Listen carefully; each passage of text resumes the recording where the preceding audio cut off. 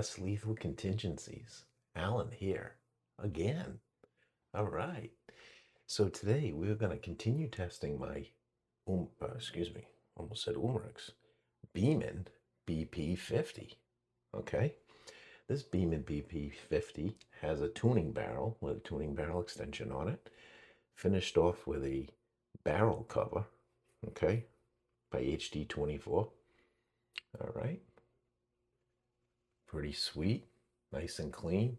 Probably one of the cleanest looking 3D printed pieces I've seen in a long time. And it also has an Home Defense 24 rear ASA that is plugged. Okay, so we're going to use it on CO2. And we're going to do another test with this plugged ASA with CO2, right? 12 gram CO2 in the handle. What we're going to do is we're going to do a test of 7 of these steel ball bearings. These are the larger 12.7 millimeter, okay, 8.3 gram heavies, okay. I tested these, I think it was yesterday, but I tested it without the tuning barrel extension, okay. I tested it in the everyday carry configuration, I think is what I was calling it, okay. And we were going up against, putting those heavies up against the 4 gram, 12.7 millimeter AR tactical jewels, okay? And it was a really tight, it was a tight race, right? So the heavies just beat it out by like a jewel or something like that, or just under a jewel, I forget what it was. But yeah, that was a really good comparison. So I was thinking, I was like, well, let me see what the heavies will do with the tuning extension, because we know what the AR tactical 4 gram jewels will do with the extension, right? Same setup, we were getting 52 joules, hot shot of 52 joules. Impressive, totally impressive. So I want to see what we're going to get out of these heavies. You know, are we going to get something comparable? Are we going to get less? Are we going to get more? Well, heck, I don't know. That's what I'm going to test, okay? So we're going to go ahead and do a real quick test. Reconfigured the marker a little bit. As you'll notice, I have an adjustable foregrip here, vertical grip. Okay, nothing fancy, just something I can hang on to if I need to. We will be shooting using the freestanding, the standing cranny over there, set the feet per second. I stiffened up the spring in the BP50 magazine a little bit, and we'll see if that helps with the mag drop or not. I'm getting some word from some of my viewers saying that they've had some luck changing out the spring with maybe an X68 spring or a stiffer spring in any case. The X68 spring's a little on the big side as far as the outside diameter, so I don't know. I don't know how well that's going to work, but I guess some of you guys have had some luck doing that. So what I did was I just kind of doubled up a little bit on the existing spring. I had a busted BP50 magazine from one of those real bad mag drops that it hit the floor and smashed up. So I had one spring I kind of play around with. So instead of doubling it up completely, I just kind of snipped that spring in half and used half of it to kind of double up the front section of the spring. Because I still didn't, I still wanted to be able to get 7 rounds into the magazine. So that seemed to work. We'll see if the additional spring tension helps at all with the mag drop. Verdict's out on that one for me anyways. I know it's helped at least one of my viewers that mentioned it, and I do appreciate you mentioning that. So we'll see if that works at all tonight with these heavies. And yeah, maybe we'll get lucky, right? So we'll see how it goes. So let's go ahead and air this marker up here. I also have a Solofish laser. Switched out the other one for this one here so that I can run the vertical grip right here. Okay. Been playing around with reconfiguring the cosmetics a little bit on it. So I really like these Solofish lasers. It's nice because they got a built-in pick rail on the top as well, in case you want to double up on your scopes, your optics, I should say. Yeah, anyways, I've had good luck with them, so I figured I'd use one on here. Yeah, all right, enough chit-chat, as I'm known for. McChatty, right? Little McChatty, yeah. All right, so let's go ahead and gas it up, and we'll do a CO2 test with these heavies with the tuning extension on here. Of course, it's covered up by the barrel cover. So, nice looking barrel cover, by the way. All right. Thank you to AR Tactical for making it possible for us to get these things. Otherwise, I wouldn't have been able to order them from Home Defense 24. So, appreciate it, brother. Did us a real solid. All right, here we go. Let's gas it up. All right, sound like a good puncture. No complaints there. All right. Laser's working. I think I charged this thing up earlier today. Looks good.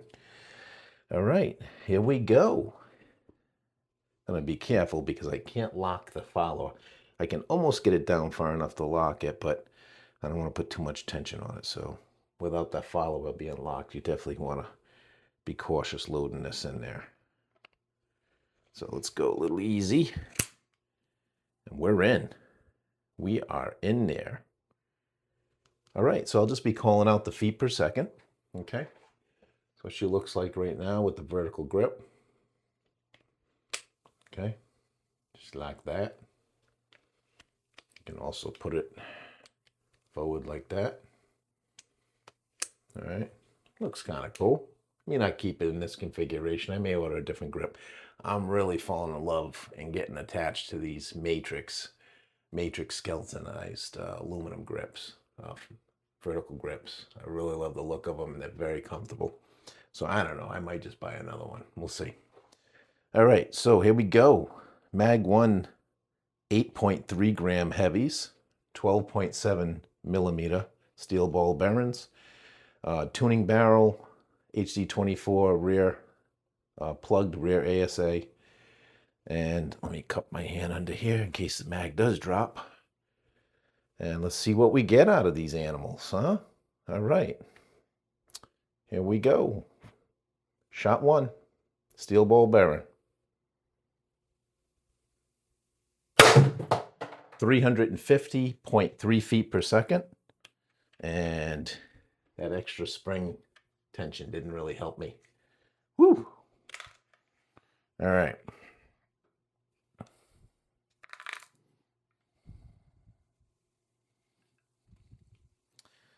Did not help. That mag came out with vengeance, and then the balls kind of got on top of each other a little bit. So I wasn't going to slide that back in there. Increasing the mag tension may have actually made it worse for me, I think. Whoa. I think. Anyway, stand by. Technical difficulties, guys. Technical difficulties. I just want a couple readings and see what these are going to do. Ooh. Now I can't seem to keep them in there. All right. All right. Here we go. Let me pull this silly thing down. See if I can hold the follower down. All right, so that was 1 of 7, okay? All right, 1 of 7. We got to do better than that. And that mag pretty much came out. It would have hit the floor if I didn't have my hand underneath there. So,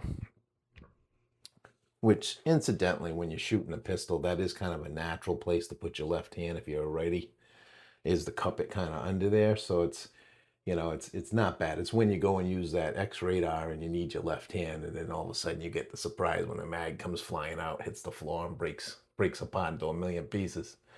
So let's try this again. Go nice and easy. All right, so we got 6 loaded back in here. All right. So 1 shot. Let's try shot number 2. 359.8 feet per second. I was able to push the mag back up that time. Shot number 3. 348.1 feet per second. That time the mag didn't release. That was shot number 3. Shot number 4. 338.8 feet per second. No mag drop on that one. Shot number 5. 326.5. No mag drop on that one either. Shot number 6. 317.6 feet per second. Got just a little bit of a drop there. Okay, should be one more left. Let's see. One more. Do we got one more? Yes, we do. 310.4 feet per second. No drop on that one. All right, so that should be all 7 then. So let's give me some data. That's all I was looking for. This one, these magazines have always been, they've never been Beeman's strong suit, right? That's the reason why they ran out of stock of these things so quickly, is because everybody's they were breaking over here left and right. It's still a weak point with these over here, right where the magazine detent, right over there, keeps coming loose over here. They could do a better job. It'd be nice if somebody would make a better magazine for this gun, especially now that we got all these cool accessories for the gun, and the thing's a beast now. I mean, this thing, 52 joules with a 4-inch barrel extension and a rear ASA plug on CO2. I mean, it's a 50 caliber. I mean, that's incredible power. Somebody needs to definitely do a better job with some magazines here. So, and like I said, the big weak spot too is it's the whole freaking mag, really. I mean, the detent assembly, the pin assembly, it's not quite rugged enough, right? For my liking anyways. All right, so adding that half a spring in there didn't really help me, but I'll keep experimenting around with it. Maybe I will try the X68 spring.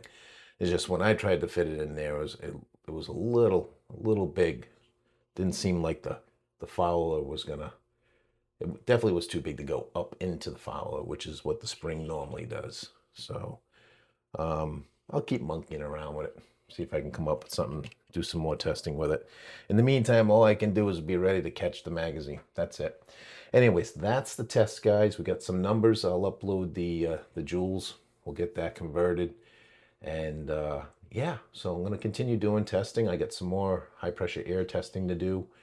I got a little setback on that testing because I wanted to complete the testing on the TR68 that I've already uploaded earlier. I wanted to get that knocked out too, since I did that barrel upgrade, the tuning barrel upgrade. So anyways, check that out, guys. All right, like the video, and if you haven't subscribed, why not subscribe for more less lethal content. Thanks a lot, and you have a great weekend. Peace out.